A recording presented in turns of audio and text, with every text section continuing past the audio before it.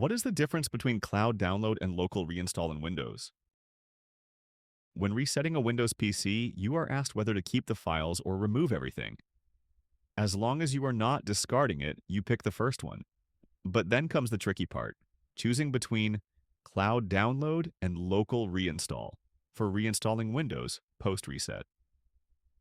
Towards the end, it says cloud download can use more than 4 gigabytes of data. So is it that bad a choice?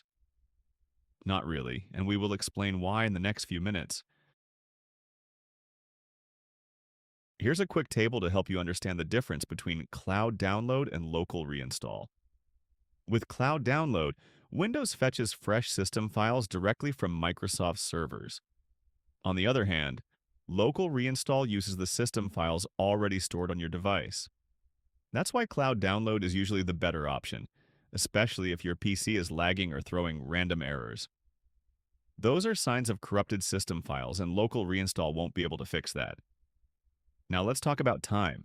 It might surprise you, but cloud download is often faster than local reinstall if you have a good internet connection. That's because Windows can grab all the files in one go from the cloud, while local reinstall takes time digging through your system to gather them. Another thing, cloud download has a higher success rate. Local reinstall can fail if your existing files are too damaged or missing.